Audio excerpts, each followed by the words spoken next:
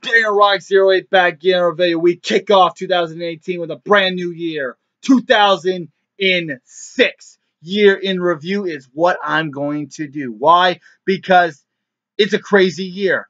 I swear to God, they were trying to be the Attitude Era. Rated R Superstar. Reboot ECW. Reboot D-Generation X.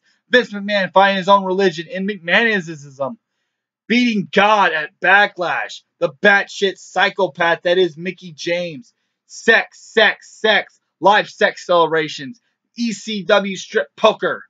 But I wanted to talk about another thing in 2006. TNA. Crossed the line. They had the best year in my opinion. Getting 2 hours on Impact. So on and so forth. I don't have every TNA DVD pay-per-view of 2006. But I have enough. I have like 4, and I will review them, plus Bound for Glory, and maybe one more.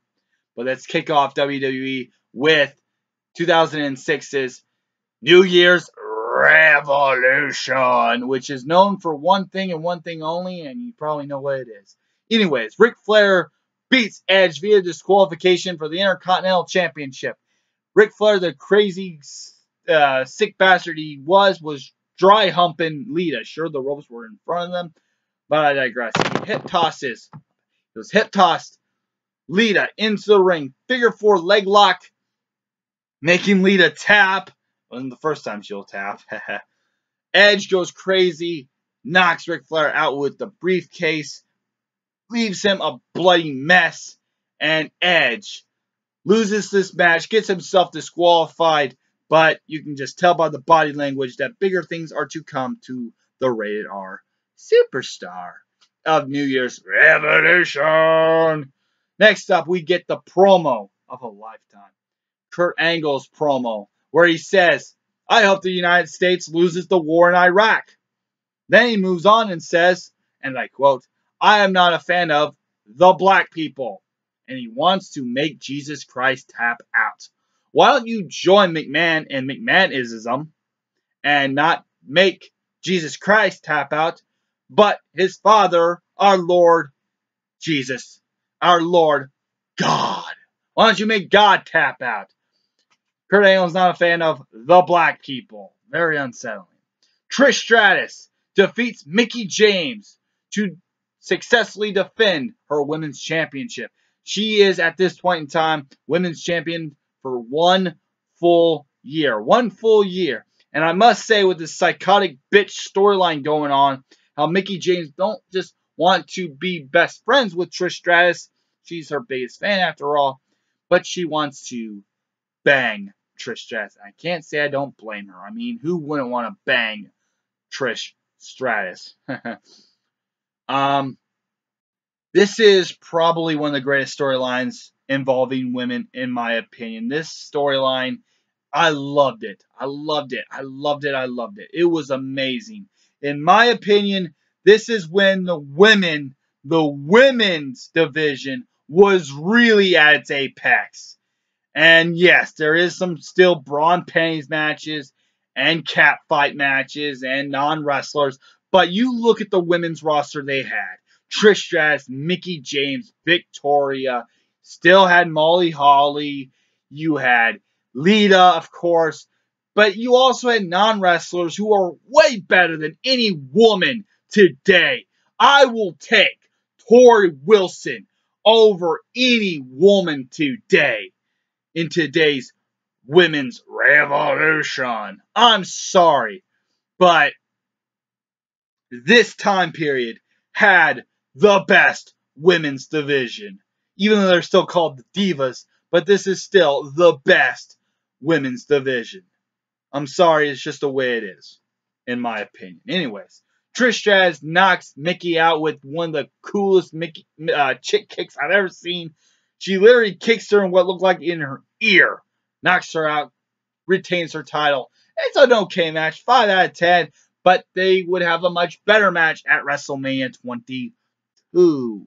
As I said, the women's division, in my opinion, was way better. This isn't the best it was at this point in time. I would say the best time period for the women's was 2003 and 2004. But still decent nevertheless here. they would have a much better match at WrestleMania 22. Mickie James was just fucking awesome. Just awesome. Anyways, Jerry Lawler defeats Gregory Helms. You heard that correctly. Gregory Helms abandoned the Hurricane gimmick. I don't know why. I mean, you beat The Rock. You almost beat Triple H for the World Heavyweight Championship. You were tag team champions with Kane, multiple time hardcore champion, and you want to give all that up just so that you can have the most infamous Titantron of all time. You know the one I'm talking about. The one where it shows his name, the sunglasses, and him cocking his head like this. And he also trades away the cape for shades. You can tell someone's a bad guy with one thing. Actually, two things. Sunglasses and a goatee. If they have one or the other, or both, they're probably a bad guy. Probably. Just a bad match. 2 out of 10. Triple H defeats The Big Show. No surprises here. In a decent match. 6 out of 10. Before I talk about this match, there was this video package they show, and they had the WrestleMania inspirational music. You know the one I'm talking about. We trained our whole lives to be here for this moment, this match. You can immortalize yourself. This is WrestleMania, WrestleMania, WrestleMania, WrestleMania. You know, you see it all the time at WrestleMania during this time period. Big Show's hand is in a cast, and they've been really working big cast. But they've been really working the cast. And at one point, Big Show, with his cast, smashes the sledgehammer in half. Triple H gets the cast, unwraps it, gets it away, exposes his hand, and we see bruises, we see scars, we see red marks all over the Big Show's hand. He tries using it, but it really, really hurts. Big Show uses his left hand to try for a choke slam. Triple H ain't having none of it. He smacks Big Show with the other half of the sledgehammer, gets a slappy looking pedigree, but I guess that's the best he could do it on the Big Show, and gets the victory. It's funny enough that you have Triple H and the Big Show, two guys who battle each other probably a million times. However, both guys are in probably the worst shapes of their life. Look at Triple H, look at the Big Show at this point. They are fucking fat. Not fat like Viscera, but they are chubby. Very chubby. And then look at them now. It's fucking insane. It's really crazy how wrestlers during this time period, veteran wrestlers, were not at their A game. But they would be much later on. Really weird. 6 out of 10. I love the story that they were. Big Show actually selling the hand injury, which is much more than I can say for today's roster of people. Next up, Shelton Benjamin with his mama. Somebody call my mama. Hey, hey, somebody call my mama. Shelton Benjamin defeats Viscera. Before I talk about this match, there was another vignette, backstage segment. Mama trying to get Shelton Benjamin some food, and she bends over, and her ass is right in the camera. Don't worry, she was wearing a muumuu, or whatever the fuck it is. And here comes Viscera, the world's largest love machine. And he dry humps her. He dry humps Mama Benjamin. Just the fuck. It's one of the most what the fuckiest fuck moments I've ever fucking seen. And I've seen a lot of fucking shit. Anyways, Shelton Benjamin wins. This match is basically Mama yelling at the top of her lungs. 2 out of 10. Shit. Ashley Massaro wins the Bra and Panties Gauntlet match. How I said, why did I think the women's revolution, the women's division's better here? Well, because it's the perfect balance. You had great women's wrestling, and you also have the sex appeal and the eye candy that the non-women wrestlers possess. And again, you have Tori Wilson in this match, who also has Michelle McCool's theme that she would use later on. They recycle a lot of themes. Anyways, Not a great match by any stretch of the imagination. At some point during this time period, Mae Young and Velus Moolah comes out, and they try stripping Victoria, and they actually almost rip off her bra, and you can and there's a little bit of a nip slip, I think. It's blurred out. It's a weird moment. It's creepy. It's cringeworthy. Ashley wins, nevertheless. I would give it a dud, but it has Tori Wilson half naked. Come on. I love Tori Wilson. And any match that has Tori Wilson in it will never get a 0 out of 10. It will get at least a 2. And that's what I give it. Anyways, the main event. It's all about the Elimination Chamber match. So, John Cena, Kane, Kurt Angle, Shawn Michaels, Chris Masters, and Carlito in this 6-man Elimination Chamber match for the WWE Championship. And of all the Elimination Chamber matches, this one I will say has to be the most forgettable one. Why? Because there's really not anything to talk about in this chamber match. There's no memorable moments. There's nothing terrible per se, but there's nothing that really stick out. There's a couple of moments in here that are really fucking stupid, though. It's really when the new entrant comes in, they get their shit in, and then they get eliminated. For example, Kurt Angle gets in, he suplexes everybody, Carlito, John Cena, Shawn Michaels. He suplexes them a million times over, but then super kick later, he gets eliminated. Kane gets in, he chokeslams people, but then he gets eliminated by Carlito Masters. Masters and Carlito are working this alliance together, and they really go well, and they really sell the fact that they could possibly win this. And they are really a good tag team. They go all the way with this, actually. And it's very shocking. But there's a couple of stupid moments, as I alluded to earlier. One moment in particular really grinds my gears, really scratched my head. Why the fuck did he do this? So Kurt Angle is locking in the ankle lock on Carlito.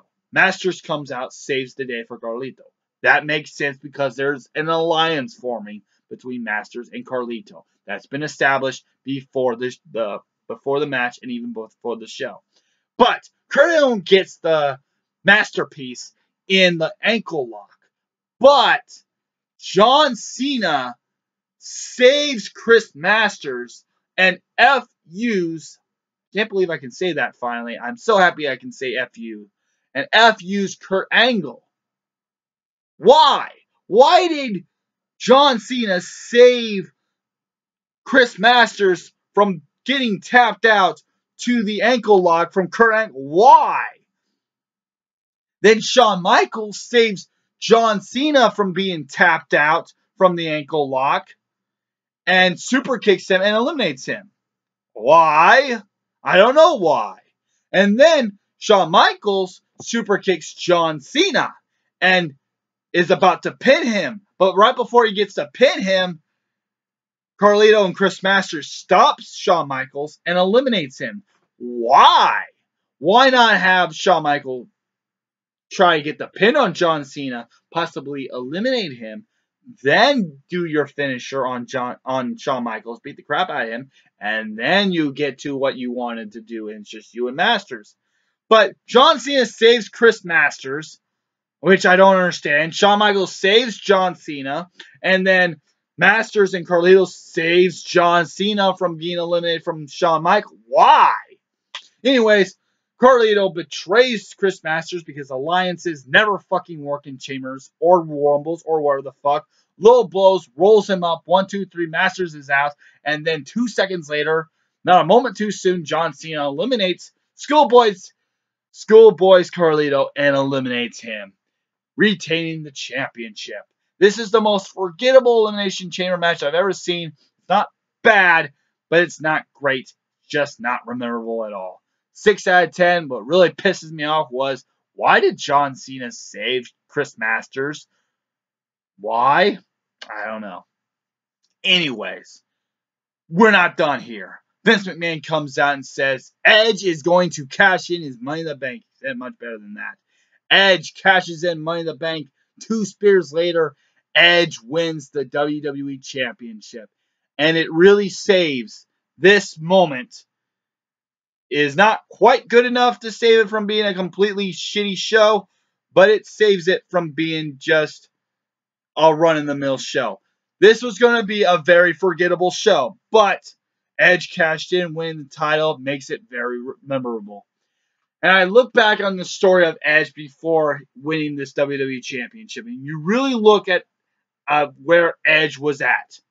And where he's been and where he's done in the WWE at this time period. He has climbed so many ladders, quite frankly. Starting out in the business with his best friend, Christian, joining the Brood, climbing the ladder at WrestleMania 16, gaining the Tag Team Championships, and then they break up, and then a downfall on Edge. He faces Booker T at WrestleMania 18 in his hometown over Japanese shampoo commercials.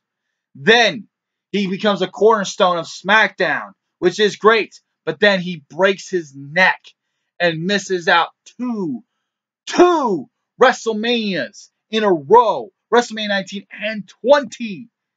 He's not a part of any of them.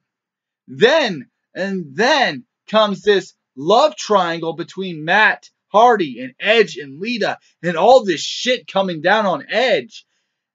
And then he wins the Money in the Bank. He climbs the ladder again. And while all this shit's going on, and while he's recovering from the neck injury, and then you have all this crap going on, he cashes in and wins the WWE Championship, fulfilling what people thought back when he was in high school. People voted and said he was going to become most likely to be the WWE Champion. That's well. So Edge winning the WWE Championship is so special and so amazing. Breaking his neck, coming back from that neck surgery, overcoming this horrible, this stupid love triangle going on. Who the fuck cares about that? And climbing the ladders and getting the WWE Championship. Edge, you might have broken my heart a lot, and I might have hated you for it, but Edge, god damn it, you earned this. It's just too goddamn bad that they're gonna fuck him over at the Royal Rumble. So enjoy it while you last, Edge. And he most certainly does, because he's gonna fuck his girlfriend the next night on Raw. How about that? Anyways, Edge wins the WWE Championship at the end of the night, cashing in, and saves this show from being a very forgettable fucking pay-per-view. Overall, New Year's Revolution gets a 4.7 out of 10. And as I said before, this show is only memorable as WWE Champion is Edge. I'll catch you next time for TNA's Final Resolution. See ya here on 2006 Year of Review.